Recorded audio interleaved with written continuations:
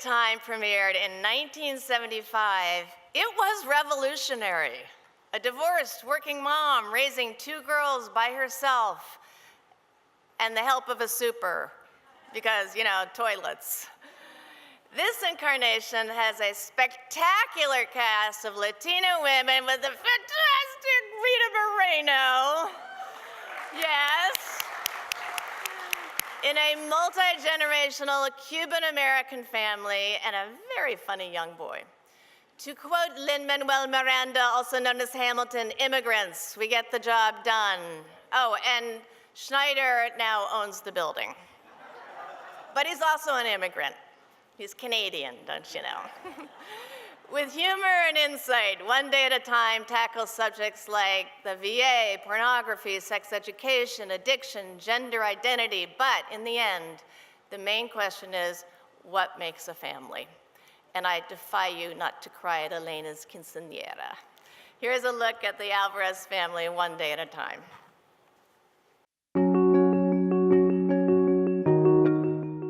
It's like, I've never tried broccoli, so I can't say for sure that I don't like broccoli. We had broccoli last night for dinner. It's a metaphor, Alex. Broccoli means boys. Oh, I see. But it's not like you tried girls before either. Sorry, I guess cauliflower? That's because cauliflower is a lot harder to find. I mean, how many girls do you know that like cauliflower? None. Although Finn is pretty sure Denise Fausto does because she didn't want his Skittles. Skittles just mean Skittles. You are not at war. You are home. You are safe. Everything is okay.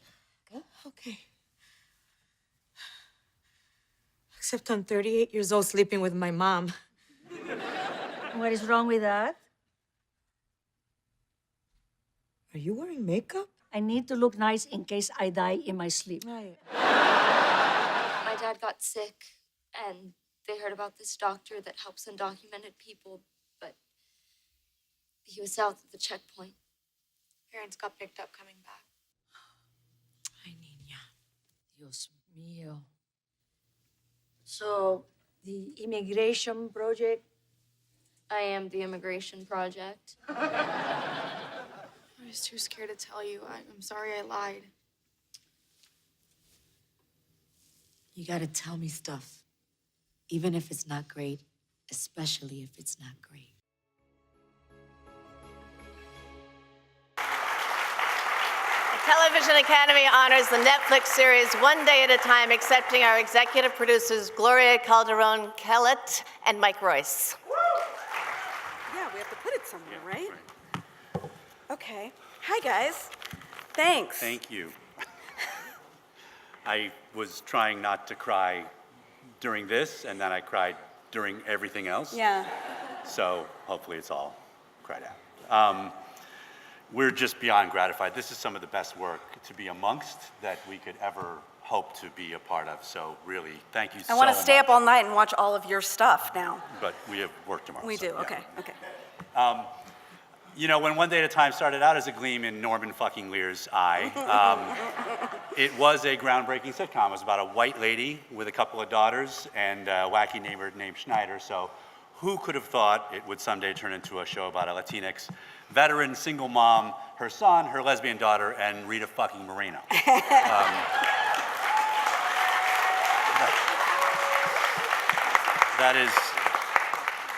That is her legal name. Yeah. Changed. She changed. She changed it. She insists on it. So. We always say this show is it's Gloria's family, and mixed in a little bit with my teenagers. She has kids who are 10 years younger than mine, so she's constantly seeing her future with my children. So really, this show comes so much from our hearts and our cast and our crew and our writers' hearts. And I just want to say on a personal note, my daughter Mia is a budding storyteller and a nerd. Super geek, and when we started writing our first season, she came out to us. All right. No. But her official coming out to my wife is here, to my wife and I was through her college essay, because she said she wrote about seeing herself for the first time on TV in Legend of Korra, and when a girl was in a relationship with another girl. And in her essay, she wrote, "Here was one of my favorite franchises as a young kid, showing me it was normal to be, well, me. And now I want to bring that feeling to other young kids." So I stole her idea. It's not a proud parenting moment, but now she's at school learning to do that. And anyway, I'm just proud to be a part of this. Yeah. Stay here. All I right, mean, sorry. stay here. Seeing yourself on TV and being represented is extremely powerful. It says, I belong. And likewise, not seeing yourself on TV, I think, also sends a message that you're invisible or you don't have a voice. And so representation matters. We hear it again and again, but it is so true. As a first-generation Cuban American, my parents came here in 1962 not knowing a word of English. And the only Cubans I saw on TV were Ricky Ricardo, which was awesome, and Scarface. So I felt like it was an honor and a privilege to be able to throw my hat in the ring and say, this is what my family is like. And really, especially right now, Latinos are such an important part of the great tapestry of this country. And so to be able to have a family on television every week that's hardworking and middle class and is able to talk about veterans issues and LGBTQ issues with heart and humor and love is such a great privilege for us. And so we want you to know that we are committed to doing these types of stories because, as the Andy Mack creator was saying, these tweets of these people that come forward and share their stories about how important it is to see themselves on TV, it's meaningful. You can't go back after you've created content that resonates with people in that way and making people feel seen and loved and not so alone in this mortal coil. So we want to thank Netflix and Sony so very much for their love and support. I did a little unofficial research about how many Latino-led shows were on television in the last 20 years, and there were about 25, and 4 of those got a 3rd season, and we are now the 5th. So I'm so grateful. And that is in large part to this incredible cast. Justina Machado every week puts her heart on her sleeve. Rita Moreno is a legend for a reason. Isabella Gomez has so much heart in her LGBTQ representation. Marcel Ruiz, who is not here, is a charming papito that we've all grown up with. Todd Grinnell is the lovable landlord with a heart of gold. And Stephen Tobolowsky is the wacky doctor that just wants love. So our amazing cast and diverse writers' room, which is half women, 20% LGBTQ, and half Latino. And I would like to thank Mike as well for this incredible journey because as a partner, we were a shotgun marriage. Norman put us together. And he's a smart guy, guys. And in a time where men are finally being held accountable for being terrible, I think it's also important to talk about the men who are amazing. And Mike and Norman and Brent Miller, our executive producers, have all only lifted me up. And I'm so very grateful as a female creator to have that support.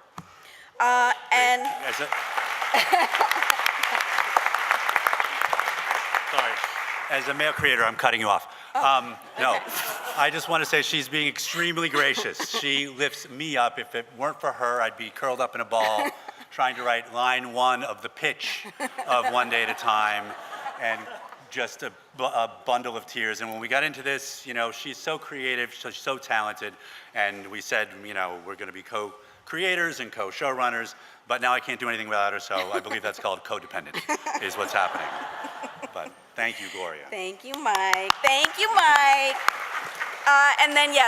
And then finally, of course, to Brent Miller, our executive producer, and of course, Norman fucking Lear, who invented TV. Yeah, that's right.